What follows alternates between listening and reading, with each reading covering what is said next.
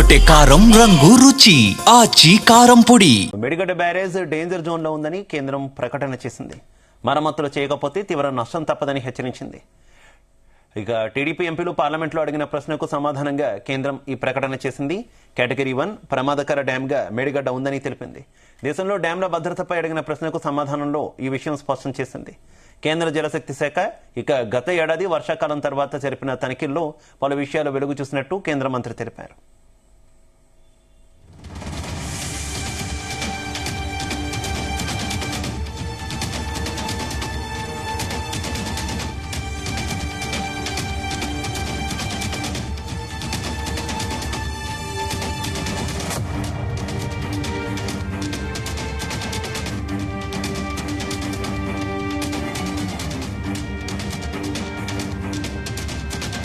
Medigadda barrage danger zone లో ఉందని కేంద్రం ప్రకటన చేసింది. మరమ్మతులు చేయకపోతే తీవ్ర నష్టం తప్పదని హెచ్చరించింది. టీడీపీ ఎంపీలు పార్లమెంటులో అడిగిన ప్రశ్నకు సమాధానంగా కేంద్రం ఈ ప్రకటన చేసినట్టు తెలుస్తోంది. ఇదే విషయానికి సంబంధించి మరింత సమాచారం మా బ్యూరో చీఫ్ నరేందర్ అందిస్తారు. నరేందర్, మేడిగడ్డ బ్యారేజీ కుంగుబాటు అంశం మనకు తెలిసిందే. 2023 సమయంలో ఆ మేడిగడ్డ 2 పిల్లర్స్ కూలిపోయినటువంటి పరిస్థితి జరిగింది. అలాంటి కాంగ్రెస్ పార్టీ ఎన్నికల అస్త్రంగా చేసుకున్నటువంటి పరిస్థితి చూసాం. ఎటకేలకు వివిధ అంశాల తోడు మేడిగడ్డ అంశం కూడా ప్రధాన అస్త్రంగా చేయడంతో ఆనాడున్నటువంటి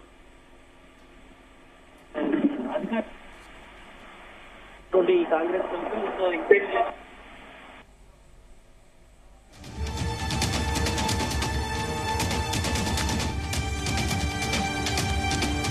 మేడిగడ్డ బ్యారేజ్ డేంజర్ జోన్ లో ఉందని కేంద్రం ప్రకటన చేసింది. మరమ్మతులు చేయకపోతే తీవ్ర నష్టం తప్పదని హెచ్చరించింది. టీడీపీ ఎంపీలు పార్లమెంట్లో అడిగిన ప్రశ్నకు సమాధానంగా కేంద్రం ఈ ప్రకటన చేసింది. కేటగిరీ 1 ప్రమాదకర డ్యామ్ గా మేడిగడ్డ ఉందని తెలిపింది. దేశంలో డ్యాంల భద్రతపై అడిగిన ప్రశ్నకు సమాధానంలో ఈ విషయం స్పష్టం చేసింది. గత ఏడాది వర్షాకాలం తర్వాత జరిపిన తనిఖీల్లో పలు విషయాలు వెలుగు చూసినట్లు కేంద్ర మంత్రి తెలిపారు.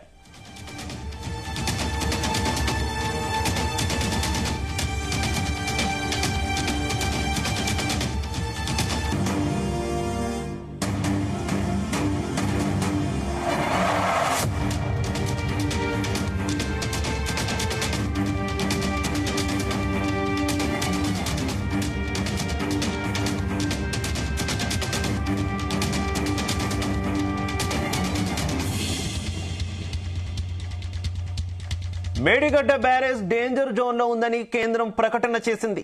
మరమ్మతులు చేయకపోతే తీవ్ర నష్టం తప్పదని హెచ్చరించింది. టీడీపీ ఎంపీలు పార్లమెంటులో అడిగిన ప్రశ్నకు సమాధానంగా కేంద్రం ఈ ప్రకటన చేసింది. కేటగిరీ 1 ప్రమాదకర డ్యామ్ గా మేడిగడ్డ ఉందని తెలిపింది. దేశంలో డ్యాంల భద్రతపై అడిగిన ప్రశ్నకు సమాధానంగా ఈ విషయం స్పష్టం చేసింది కేంద్ర జలశక్తి శాఖ. గత ఏడాది వర్షాకాలం తర్వాత జరిపిన తనిఖీల్లో పలు విషయాలు వెలుగు చూసినట్టు కేంద్ర మంత్రి తెలిపారు.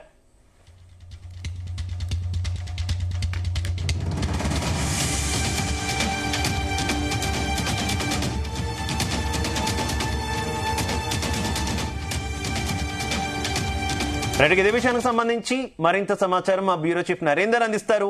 నరేందర్, శివ, మేడిగడ్డకు సంబంధించినటువంటి అంశం మీద రాష్ట్ర ప్రభుత్వం ఈ ఇష్యూని పెద్ద ఎత్తున సీరియస్ గా తీసుకున్నటువంటి నేపథ్యం మనం చూసాం. 2023లో ఇదే ప్రధానటువంటి అస్త్రంగా కాంగ్రెస్ ఆనాడున్నటువంటి పెద్ద ఎత్తున దీన్ని ఎలక్షన్ లో ప్రచారాస్త్రం కూడా తీసుకుంది. కేసీఆర్ తో సహా అధికారంలోకి వచ్చిన తర్వాత హరీష్ రావు గాని ఆనాడున్నటువంటి ఇరిగేషన్ మినిస్టర్ గాని ముఖ్యమంత్రి గాని వీళ్ళందరినీ కూడా పిలిచినటువంటి నేపథ్యాన్ని కూడా మనం చూసాం.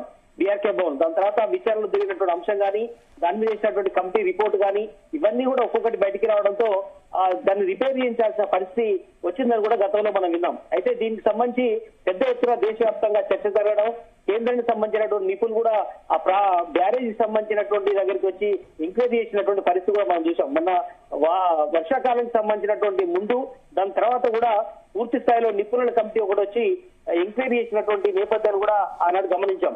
అయితే దీనికి సంబంధించినటువంటి అంశమే ఈ రోజు పార్లమెంట్ లో కూడా చర్చకు వచ్చింది.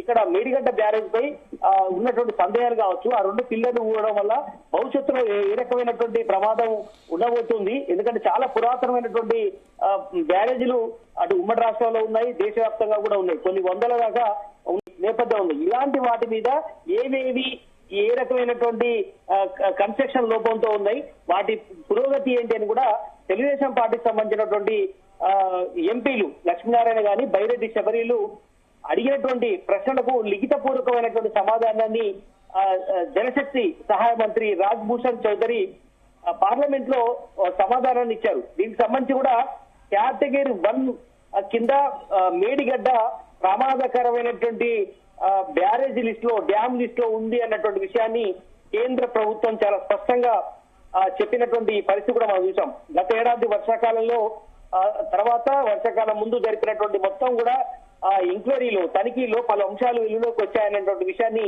కేంద్ర మంత్రి ఆ లిఖితపూర్వకమైనటువంటి సమాధానంలో ఇచ్చినటువంటి నేపథ్యం చూసాం. 50 ఏళ్లు పైబడినటువంటి డ్యాములు దేశంలో 1681 దాకా ఉన్నాయని కూడా కేంద్ర మంత్రి ఇందులో చాలా క్లియర్ కట్ గా వివరించినటువంటి పరిస్థితి కూడా మనం చూసాం.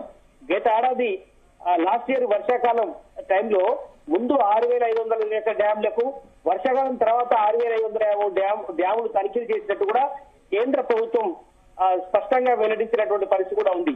ఎందుకంటే మనం చూసాం మేడిగడ్డ బ్యారేజీ దాని చిన్నపాటి లోపే ఉందని కూడా బీఆర్ఎస్ పార్టీ చాలా కాలంగా సమాధానం చెప్తూ వస్తుంది. వాటిని రిపేర్ చేయడం పెద్ద వేల కోట్ల రూపాయలు కాదు, కేవలం కొద్ది మాత్రమే 100 కోట్ల రూపాయల లోపలనే అయిపోతుందని కూడా చాలా సార్లు చెప్పారు హరీష్ రావు గాని కేటీఆర్ గాని. అయితే దీని మీద రాష్ట్ర ప్రభుత్వం రాష్ట్రంలో ఉన్నటువంటి కాంగ్రెస్ పార్టీ దీన్ని చాలా సీరియస్ గా తీసుకుంది, ఎంక్వైరీ వేసింది.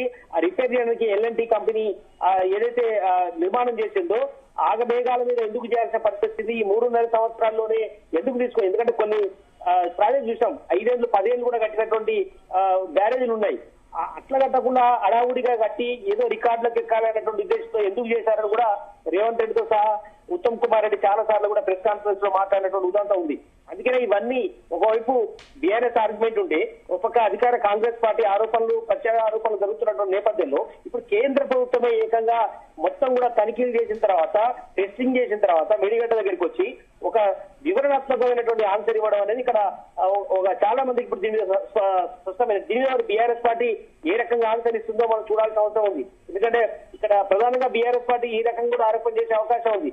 కావాలనే టీడీపీకి సంబంధించినటువంటి ఎంపీలతో అడిగిపించి దీని సమాధానం ఈ రకంగా వచ్చేలాగా చేశారని కూడా రేపు భవిష్యత్తులో దీన్ని ఆరోపణ చేసే అవకాశం కూడా ఉంది. కానీ కేంద్ర ప్రభుత్వమే చాలా స్పష్టంగా చెప్పింది, కేవలం మేడిగడ్డ ఒక్కటే కాదు, చాలా కూడా ఎంక్వైరీ చేశాము, చాలా బ్యారేజీలకు సంబంధించినటువంటి వాటి పురోగతి ఎలా ఉంది, 100 ఏళ్ల క్రితం కట్టినటువంటి బ్యారేజీలు ఉన్నాయి, 50 ఏళ్ల క్రితం కట్టినటువంటి బ్యారేజీలు కూడా ఉన్నాయి. వీటన్నిటినీ కూడా మేము టెస్ట్ చేశాము. వాటి పిల్లర్స్ కానీ పైన ఉన్నటువంటి కప్పు కానీ ఓవరాల్ గా లోపల ఉన్నటువంటి స్టీల్ కానీ ప్రతి ఒక్కటి కూడా ఎంక్వైరీ చేశామన్నటువంటి విషయం మీద కూడా వాళ్ళు చెప్పినటువంటి పరిస్థితి ఉంది.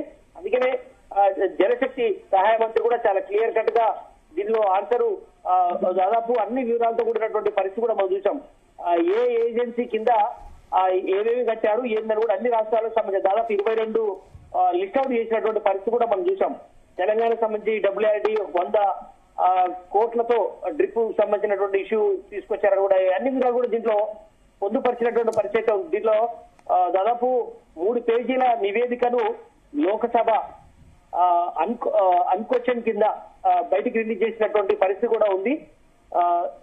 Status and safety of old dams అనే కింద ఓవరాల్ గా మొత్తం అన్ని వివరాలుగా దీనిలో పొందుపరిచినటువంటి పరిస్థితి ఉంది. ఎందుకంటే పురాతనమైనటువంటి డ్యామ్ నుంచి ఈ రోజు వరకు మొత్తం లిస్ట్ అవుట్ చేశారు.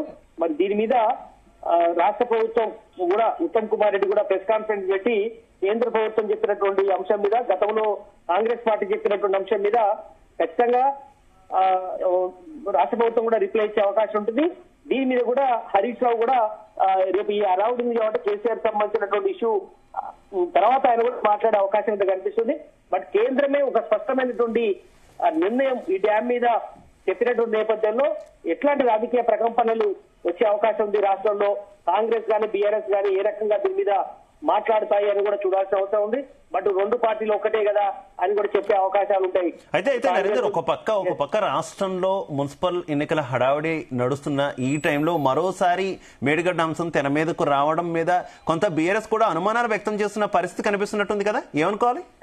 ఖచ్చితంగా శివ, ఎందుకంటే ఎలక్షన్ టైంలోనే మనం చూసాం, అప్పుడు కూడా అసెంబ్లీ ఎన్నికల టైంలోనే 2023 డిసెంబర్ లో జరిగినటువంటి ఎలక్షన్ రిజల్ట్ లో కూడా కాంగ్రెస్ అనుకూలంగా వచ్చింది. ఇదే ప్రధానమైనటువంటి అస్త్రంగా మేడిగడ్డని బేట్ చేసుకునే ఎక్కువ ఆడాడున్నటువంటి రేవంత్ రెడ్డి పిసిసి అధ్యక్షుడు కానీ, బట్టి పాదయాత్ర చేసిన సమయంలో కానీ, ఉత్తమ్ కుమార్ రెడ్డి కానీ ప్రతి ఒక్కరు కూడా దీని మీద బేట్ చేసుకొని చేశారు. లిక్కర్ ఇష్యూలో, కవిత ఇష్యూతో చాలా అంశాల్లో ఇది ఒక ప్రధానమైనటువంటి ఇష్యూని బేట్ చేసుకొని చేశారు. ఇప్పుడు కూడా మున్సిపల్ ఎన్నికలు జరగబోతున్నటువంటి నేపథ్యంలో, ఇది పార్టీ గుర్తుతో జరగబోతున్నటువంటి ఎన్నికల నేపథ్యంలో ఖచ్చితంగా బీఆర్ఎస్ పార్టీ తప్పు చేసింది అనేటువంటి ఇష్యూని ఇప్పుడు కాంగ్రెస్ పార్టీ ఎన్నికల అస్త్రంగా కూడా మారే అవకాశం ఉంటుంది. ఖచ్చితంగా సీఎం రేపు 2వ తారీఖు వచ్చిన తర్వాత దీని మీద కూడా మళ్ళీ మాట్లాడే అవకాశం ఉంది. ఆయన విదేశాల్లో ఉన్నారు. అదే సమయంలో ఉత్తమ్ కుమార్ రెడ్డి రేపు కూడా ఖచ్చితంగా ఆయన రిప్లై ఇచ్చే అవకాశం అయితే ఉంటుంది. బట్ చూడాలి, ఇది ఎన్నికల అస్త్రంగా మళ్ళీ మున్సిపల్ ఎన్నికల్లో చెప్పే అవకాశం ఉంటుంది. దాదాపు 90,000 కోట్ల రూపాయలతో కట్టినటువంటి ఈ మేడిగడ్డ, అన్నారం, సుందీలకు సంబంధించినటువంటి బ్యారేజీల లోపాన్ని మరోసారి బట్టబయలైంది. కేంద్రం కూడా అదే చెప్పింది కదా అనే విషయాన్ని ఖచ్చితంగా కాంగ్రెస్ పెద్దలు దీన్ని మాట్లాడే అవకాశం అయితే ఉంటుంది. బట్ చూడాలి, దీని మీద రాజకీయ ప్రకంపనలు ఏ రకంగా ఉంటాయి, దీని ఇంపాక్ట్ మున్సిపల్ ఎన్నికల్లో ఏ రకంగా ఉంటుంది, అదేవిధంగా దీనికి సంబంధించినటువంటి ఫోన్ ట్యాపింగ్ అంశంలో విచారణ జరుగుతున్నటువంటి నేపథ్యంలో దాని ఇంపాక్ట్ ఏ రకంగా ఉంటుంది. బట్ చూడాలి, అటు బీఆర్ఎస్ అనుకూలంగా మార్చుకుంటుందా, ఈ రకంగా కాంగ్రెస్ అనుకూలంగా మారుతుందా, భవిష్యత్తులో తెలియ అవకాశం ఉంటుంది. Shiva. Right, okay, thank you.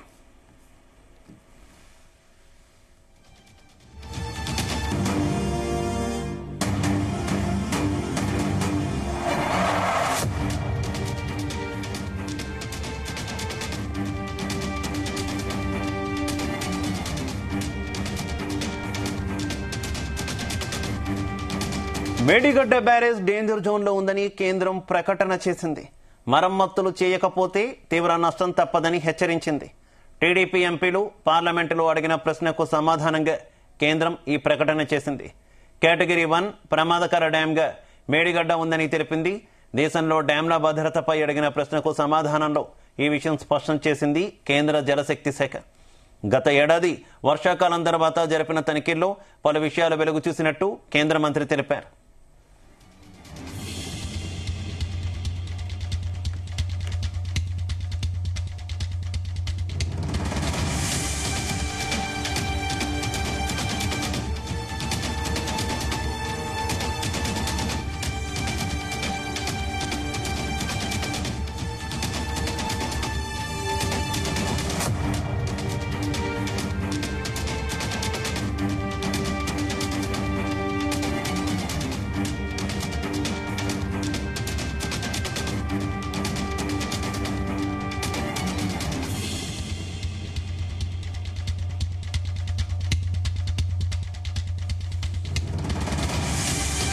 గుమగుమల వంటలే వంటలే తెరకొట్టే కారం రంగు రుచి ఆచి కారం పొడి.